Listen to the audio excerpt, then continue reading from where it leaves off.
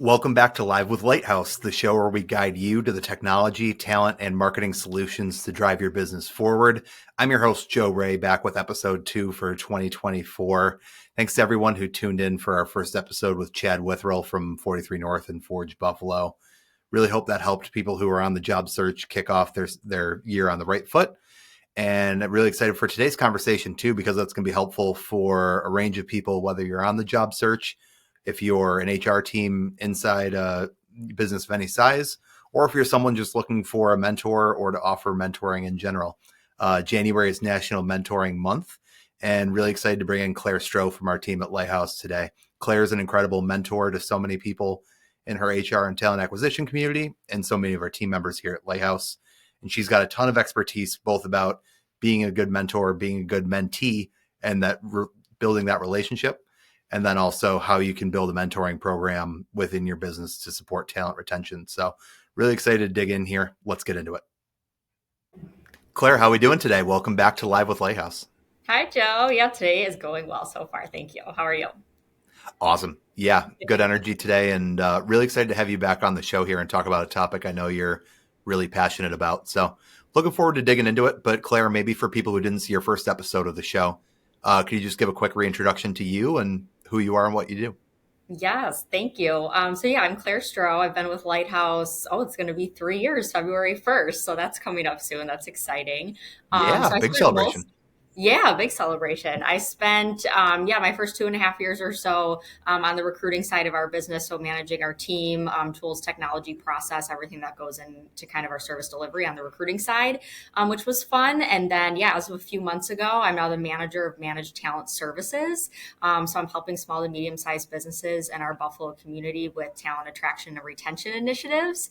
And it's been so fun so far because I've been on a road show with talking with a lot of my HR DOO friends, as we call them, Department of One. So in a lot of small businesses in Buffalo, typically like 50 up to like 200 employees, I'm finding sometimes have one, maybe one and a half HR folks. And I've been an HR DOO as well for a couple hundred of employees. So I know how it is doing your day to day really well, but getting buried kind of in that. And it's hard to do some of those other initiatives and projects like implementing a mentoring program and some of the other things we're going to talk about today. So I'm really excited to help my community with some of those projects that really elevate their talent retention and attraction initiatives and be able to be kind of an extension and help them with that. Nice. That's going to be an incredible program. And like you said there too, like being an extension of their team, being able to support them and help them get some initiatives off the ground, being a partner. Really Yeah. looking forward to seeing how that evolves over time. Yes, me too. It's going to be a fun year. Love it. You alluded to our topic there a little bit, so let's go ahead and dive right into it. January here is National Mentoring Month, which is really exciting and a really good way to kick off the year as well. Probably a lot of people setting new goals and setting New Year's resolutions and things like that. And having someone who's your partner and can really help you make those goals come to fruition. Maybe someone who's a little bit down the line and has achieved some of those goals you have could be really good to find a mentor and help some people find that support at the start of the year here. So curious, Claire, maybe a good place to start would be, could you talk a little bit about some experiences that you've had either as a mentor yourself or somebody who's mentored you? What are some of those experiences that have helped you? Yeah, and I'm so glad we're talking about this because I am a mentor in the Sherm Foundation mentoring program. So they've been doing tons of fun content as well about National Mentoring Month. So it's been a few years now that I've signed up to be a mentor in their program.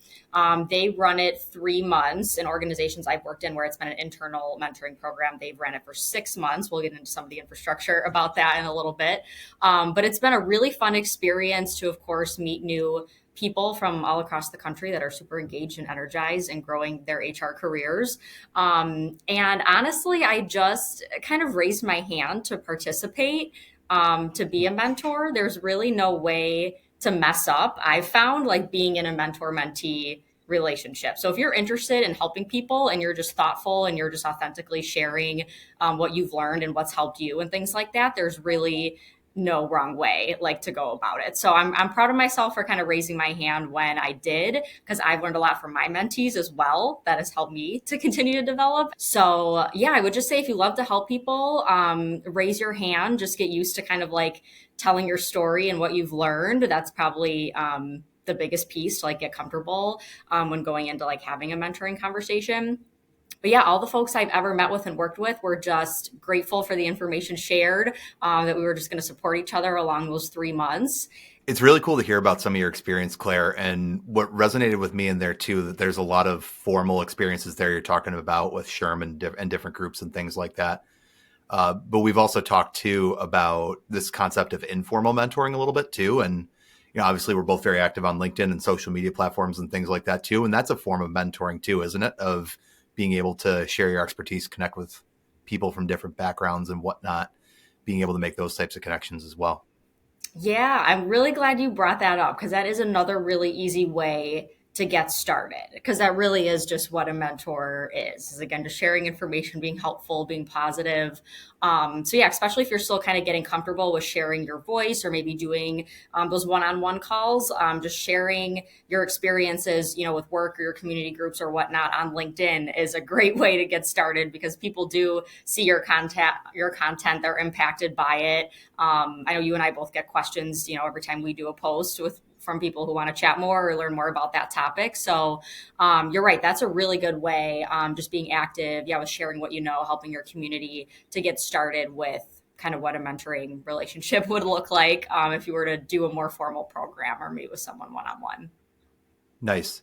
And really to tie this together, Claire, I'm excited to dig into some of your expertise. You mentioned talent retention earlier, talking about some of those talent services that you're building.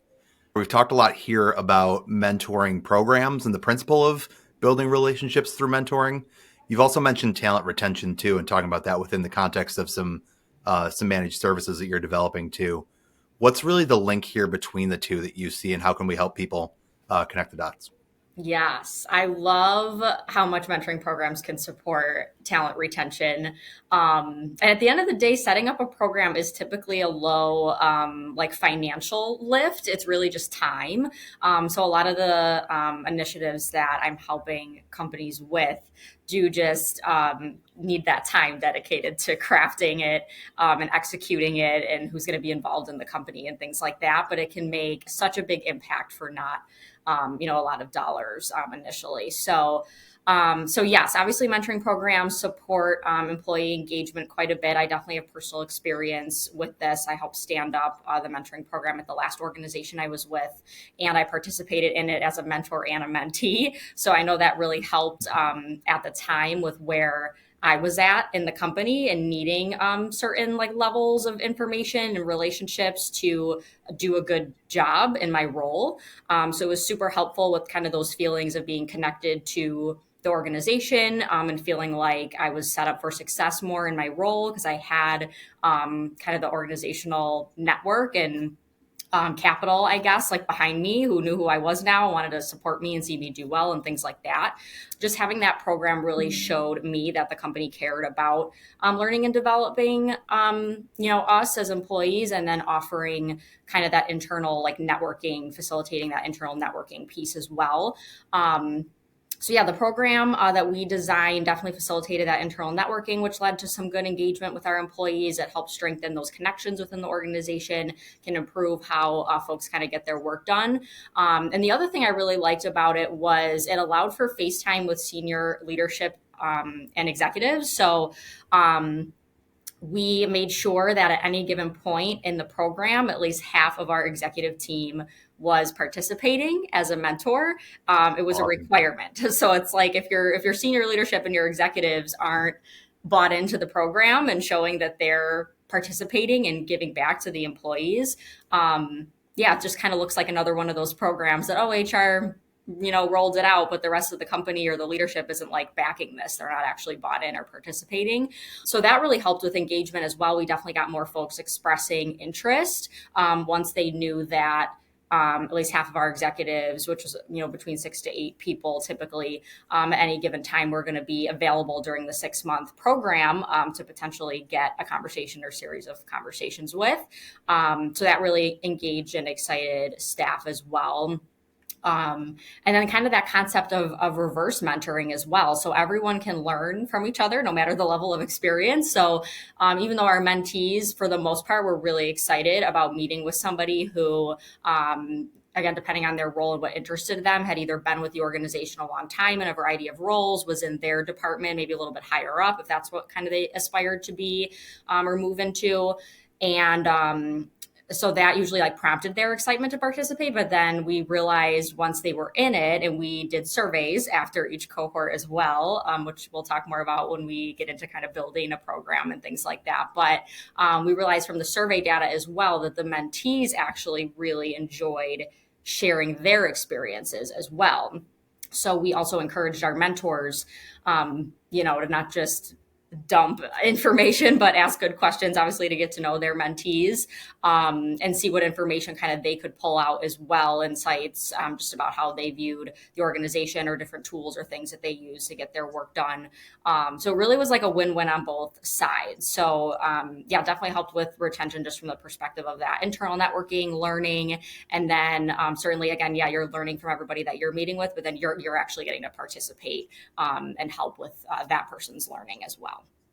Yeah, I love that so much. Thanks, Claire. And that little discussion there on reverse mentoring, I think the word that comes to mind for me is curiosity. Like, it's a really cool opportunity for people who are hand raisers and want to participate in mentorship. And obviously, to your point too, talking about senior leaders, like needing to be visible and creating this, as a valuable opportunity and showing that this is something people should be participating in. But then once you're in it, having the open mindset, being curious, wanting to ask questions both ways, and being open to what you might learn from people, including people who not necessarily are further ahead from you, maybe people who are at a different stage as well, and being open to learning from everybody. So that's really cool, and seems like a really cool key to, building a successful program there. Yeah, and that's a good point too. We took some of that into account when we were making our matches, because not everybody was, particular in terms of meeting with somebody who's more experienced or further ahead. But it was just, wanting to learn more about how to just enhance themselves or their job. So some people were interested in participating just to learn more about time management or technology or things like that. So you're right, it could be somebody in a similar level or something, just in a different department or a different company location. So it was really cool to see all that knowledge sharing from all different folks in the organization. Yeah, love it. And we're going to talk a little bit more here too, Claire, about what a successful program looks like. But I know every time you talk about one of these programs or initiatives, you're always talking about three things. And I know it because you say it to me every time. You say it to our team at Lighthouse every day. It's people, it's processes, and it's technology or tools. That sometimes we change the T, but it's those three things. So people, processes, technology. What do you think is needed for a successful mentoring program that boosts talent retention? Yes, I love talking about people, process, technology. I'm going to try to keep this short, but I definitely want to give some tips and tricks if you're interested in just starting to put together that successful program infrastructure, just some key components that I've seen work really well. So definitely just starting with that solid core, at least just to get started. So some of these things I'm about to mention, you can always change and evaluate after each cohort, we typically called them, but starting with that solid foundation can help things just kind of get started off on the right foot. You still want to present it as something that, was designed well and thought out and things like that before presenting it out to your employees, even if it's brand new. So the first thing is always deciding who the program is for. So is it for certain levels, certain roles? Can anyone in the organization express interest to be involved? But just deciding first who the program's for. Is a great way to just start off the foundation. And then creating a process, of course, for people to express interest in the program. So here's kind of the technology piece, I guess. We love using Microsoft Forms and any type of Microsoft tools here at Lighthouse, but I've used SurveyMonkey or just other surveying tools at past organizations as well to set up kind of that expression of interest form. It could be a form on SharePoint or a company intranet as well. But just asking some questions on why they're interested, what they want to learn, and things like that will help you make the matches. Of course, outside of just the basic information, where they're located, what their role is, how long they've been with the company, maybe things like that. And the thing I want to point out briefly here, why we loved calling it an expression of interest form, is because having folks express interest in programs that your company offers is a good thing. We didn't call it an application because the word application can sound like prohibitive to some people. They just get a little bit more nervous about it. So just using the term just like expression of interest helped us get more folks kind of curious or more comfortable with like raising their hand. And from an HR perspective, you can always, have those conversations with folks if for whatever reason now is not a good time for them to participate, if there are like attendance, performance, or behavior issues. But we'd rather have more folks express interest and then have that open conversation with them about the current situation, and maybe to apply next cohort or express interest next cohort would be better. But yeah, we'd rather have folks kind of come forward and fill that out. So using some sort of technology to create that way for people to want to kind of raise their hand that they would like to get involved or get more information. And then define your time frame, of course. So I mentioned the SHRM Foundation mentoring program does 3 months. In organizations that I've worked at in the past, we started with a 6-month time frame. And had mentors and mentees meet once a month over the 6 months. So they can agree to meet twice monthly if they would like to, but usually it's a good time frame, 6 months, to have folks get to know each other, potentially set some goals or different things that they want to work on, and then kind of report back each month and things like that.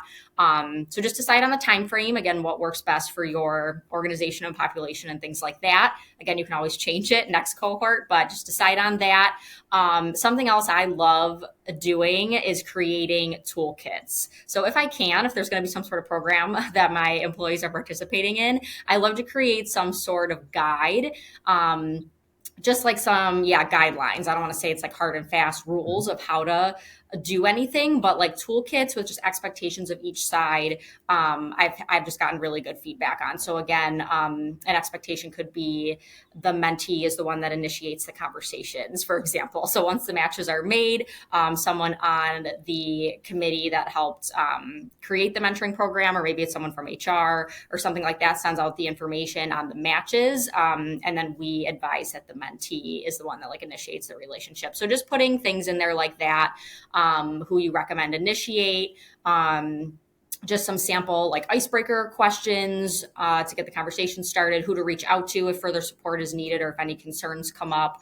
So that's helpful. Just creating some sort of, it doesn't even have to be a toolkit, it could just be an email or a one pager of just like outlining any just important things like that. It does help people feel a little bit more confident getting started, just having something to work off of.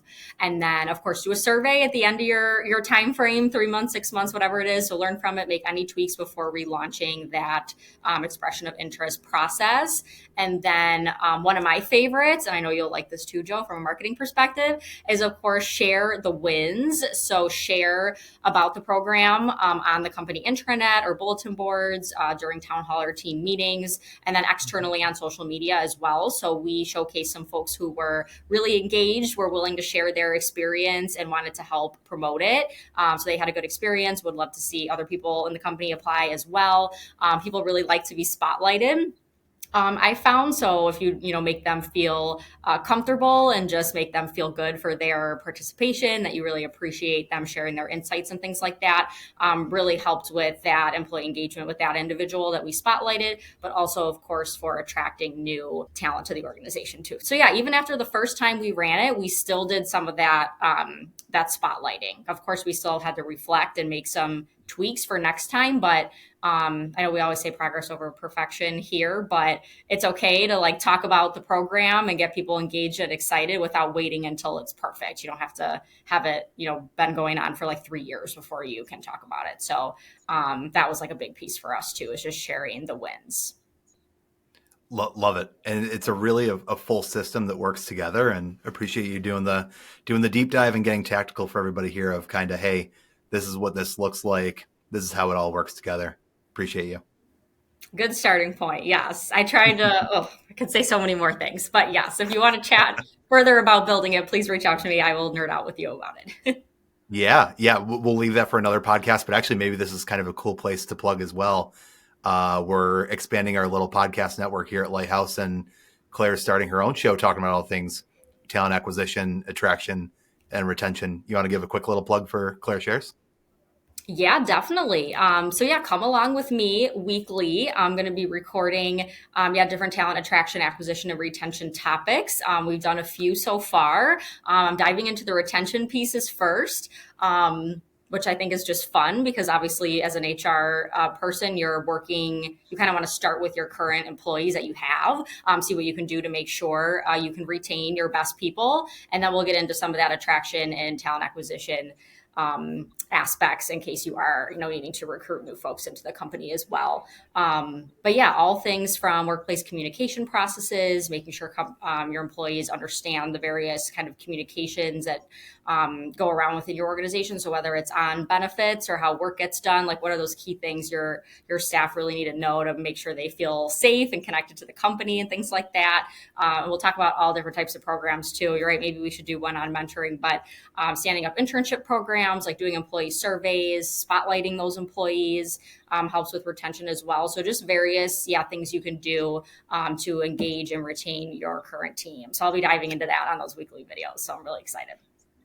Love it. And you can find Claire Shares everywhere that you find Live with Lighthouse as well. You can find it on our Lighthouse Technology Services YouTube page. You can also find both shows wherever you listen to your podcasts. So Spotify, Apple Podcasts, Google Podcasts, you name it. We're there and excited to have you listen along and learn with us. So thanks so much. And Claire, as we bring this episode home here, you know how we always end it with the Be a Lighthouse question. So in the spirit of shouting out somebody who's supported you or helped you learn something new, do you have any mentors in your network who you want to give a shout out to and thank them for their support of you? Yeah, definitely. I have three people in mind. I would love to shout out. One is Jaylene Cogswell. So she was my manager back at a role when I'd recently graduated college. And Jaylene was awesome because she gave me a lot of projects to work on that I didn't even believe at the time that I was like ready to do. And she had full faith in me, gave me full support. I was always there to like answer questions and things like that. So love Jaylene. She's awesome. And she posts really good content on LinkedIn too. So go check her out. I definitely want to give a shout out as well to Holly Nowak. An awesome HR partner in our community. She was really a mentor to me when we had the Disrupt HR event in Buffalo. So she had done such a great job with it for a few years and helped kind of train me up to learn how to run one of those events as well. And she's always been available over the years to answer HR questions. I always think of Holly as being a great role model and someone I look up to in the HR space. And then, of course, I have to mention Randy, our awesome CEO here at Lighthouse. So even just this morning in a team meeting, he's bringing up clips of podcasts and other just books or conversations that he's had. He's always bringing back to the team inspiration, new learnings, and things like that. And that's just something else I love about working here as well. We don't have one of those more formal programs like I was talking about designing. We're a small team of 15. So luckily everyone knows each other really well. And we have a lot of one-on-ones set up throughout our team with like non-direct reports. So there's still a lot of good collaboration and one-on-ones that are happening between our team on some of those topics I mentioned earlier, like just technology, time management, networking. There's so many topics like that span like any department in your business. So it's really fun to meet periodically with my Lighthouse colleagues and just get to know like what they're doing, what we can teach each other, in those different areas. So just having like those conversations and kind of informal like mentoring here, I really love too. And Randy's obviously a big proponent in us making time for those conversations. So appreciate him for sure. Love it. Big shout out to Randy and to Jaylene and Holly as well. Thanks so much, Claire. It's a great way to end it. Everyone, hope you learned something new and learn a little bit more about how mentoring can support your business, or maybe it inspired some conversation that you want to seek out some mentoring or offer some mentoring of yourself. So really good conversation. Great way to introduce the theme of the month here in January being National Mentoring Month. And thank you so much, Claire, as always, for coming and sharing your expertise with us. Appreciate you. Thanks, Joe. This was fun. See you next time. Thanks, everyone, for tuning into this week's episode. And remember, you can get future episodes of Live with Lighthouse on our Lighthouse Technology Services YouTube page, or wherever you get your podcasts. So really hope you subscribe and stay tuned for future episodes. Really looking forward to some of the conversations we're going to have this year. So glad that Claire was able to join the show today, and really hope that everybody was able to learn from her expertise. So thanks again. Look forward to seeing you next week. Take care, everyone.